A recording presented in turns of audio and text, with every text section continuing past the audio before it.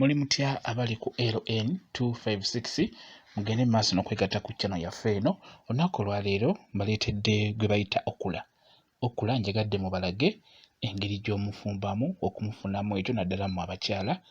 Okula ono agenda kuba abayamba ku nsonga y'okubeera nga naddala ng'olina bukalu ng'amazzi gakusumbuwa mu nsonga ey'ekikulu. Kyatunuulire okula ono kati okula bubeera obutono nga bwenkana bwe butyo osobola okufuna bu okula 3 ate waba nga yenkana bw'atyo osobola okufuna bu okula 2 bwe tuba tugenda okukozesa. Kati tunuulire okula ono omufumba otya okumufunamu ekyo ky'omwetaaza. Okusookera ddala sooka omwozeeko nga bw'olaba. Tugenda kufumba mufumbe. Tugenda kufumba mufumbe amazzi ago g'ogenda okubeera ng'onywa ng'omukyala ogenda kuba ofuna ekyo kye weetaaga naddala ku nsonga y'amazzi.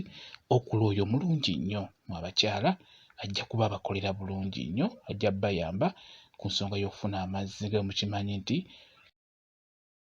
nga bw'okimanyi nti amazzi gabasumbuwa temulina bwagazi. Okula oyo agenda kuba abayamba bulungi nnyo nnyo nnyo bwekityo bwe kiri. Kati omala omusalaasala muteeke mu kaseffuliya ketugenda omufumbiramu, teekamu ekikopo ky'amazzi kimu.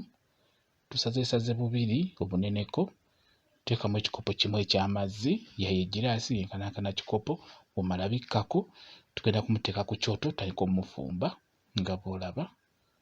Tumutaddeko tumutokosa bikkako bulungi nnyo nga bw'olaba. Tusazeesaze okula 2 bwe tufumbye ne tuteekamu ttampiko emu ey'amazzi.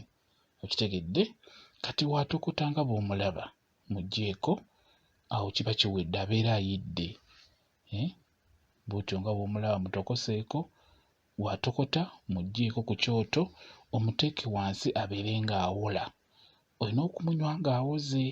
Ezo kitegedde bulungi nnyo. Okula tufumbye mufumbe. Awo abeera agenda kukolera bulungi nnyo nga bw'okiwulira.